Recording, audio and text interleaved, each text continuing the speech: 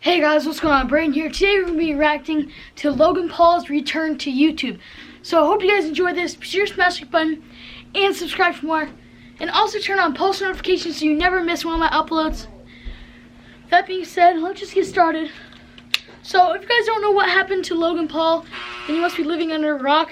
But whatever. Look it up. So here we go. For 40 minutes, crying like a baby. Bikers, joggers, tourists, runners, they went by me. Police officers searching for suicidal people went by me twice. I'm standing at the ledge, leaning over the rail. Of course it buffers. With tears flowing down to the waters. And I thought to myself, absolutely nobody cares. And then the voice in my head said, jump now, and I did.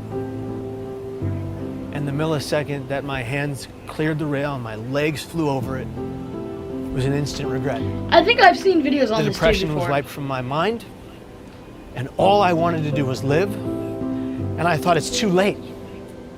Kevin Hines was 19 when he jumped off the Golden Gate Bridge.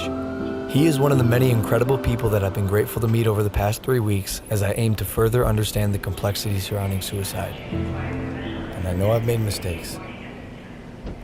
I know I've let people down. Shots. But what happens when you're given an opportunity to help make a difference in the world?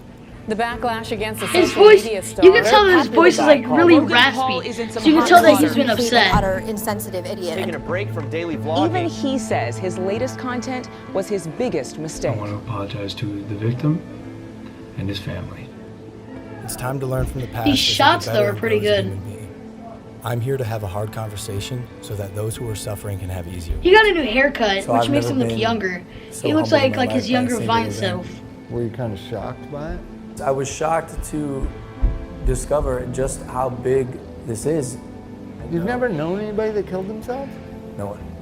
And that was part of the problem. It's just my ignorance on the subject. But in Ohio, where you come from, it's the second Ohio! cause of death. And I know while I'm not able to solve the problem by myself, I want to be a part of the solution. And So that now there's solution upbeat began across music. the country in New York City. See, his voice is so raspy in the voiceovers, but when he was talking to anybody, it wasn't really We sat that. down with Dr. John Draper, director of the National Suicide Prevention. So far, I haven't seen a single line We of have to clothing, change his the merch.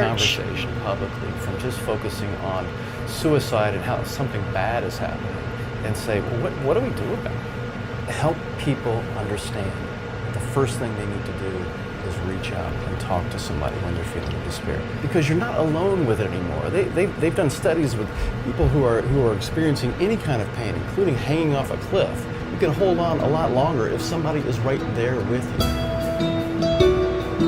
The music changed again. I think as a society, as human beings, we just have to be more compassionate. And that includes me Rock too. That's flip. something I'm learning along this Kong! journey. Something else that Dr. Draper told me were the 5 steps that anyone can take to help prevent suicide. Step 1 is simply just ask. Ask yourself, ask others, are you thinking about suicide? And I know that sounds like a daunting question, but literally that question can save lives. Step 2, I wonder accordingly, would be to listen, How be present. I wonder how he's gonna go from being this to be like, hey yo, good morning Logan, what's poppin'? I am back from filming a dead body. I am back, guys, what's up? Like, I feel like it's gonna take a few months until he like gets back into his normal self. Present, don't make any judgments, and then step 3 would be there for them, even after you've already asked, because dependability is key. Step 4 is then help them connect, whether it's with a friend, a Connect family, 4. a local suicide Sorry. hotline, therapist, but help them reach out to I know this someone is super who knows them. serious, but I'm trying to make it Lastly, good step content 5 for you is guys. just check in on them, show them that you care, call them up, say, hey, I want to make sure you're okay, can I check in with you over the next few days?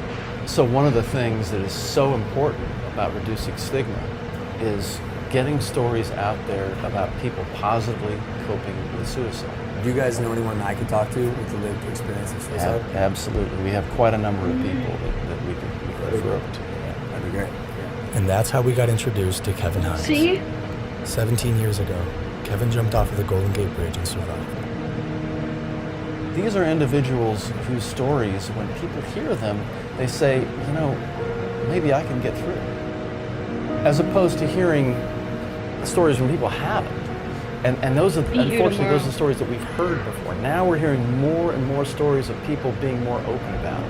As I was saying before, Logan, for every one person that dies by suicide, there's 287 other people that think seriously about it but don't. Those are stories, again, that have not been told. If we told those stories of people who got through it as opposed to one who didn't, imagine what kind of influence that would have on people's behavior.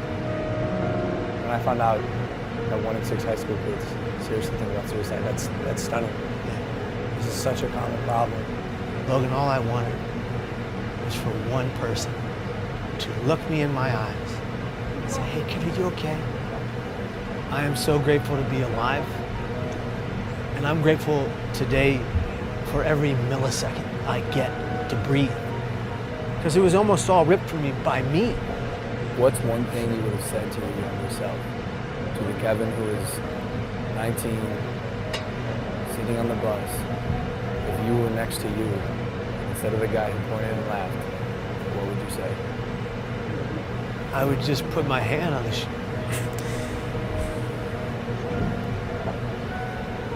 I would just put my hand on my shoulder and I would just say, I'm here for you. I got you.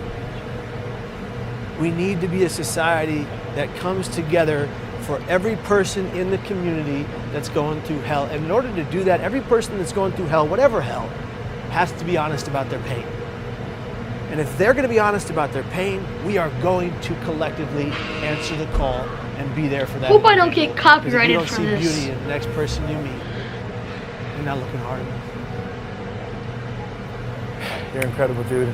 This is an honor. It's an honor for me too, brother. But From this point on, I want to make an effort to contribute and immerse myself in the conversation. There's his so voice I'm pledging back. to donate $1 million to various suicide $1 million? prevention Holy organizations, crap. with the first $250,000 going immediately to the National Suicide Prevention Lifeline so they can Dang. increase their capacity to help those in need. For anyone watching, I want you to know you are not alone. And most of the time, crisis passes. So if you or anyone you know feels alone or trapped, I encourage anyone to call or even text the suicide or crisis hotline. Both of those numbers are below, and although this is a tough conversation, it's important because things can and will get better. It's time to start a new chapter in my life as I continue to educate both myself and others on suicide. I'm humbled and thankful to say, this is just the beginning.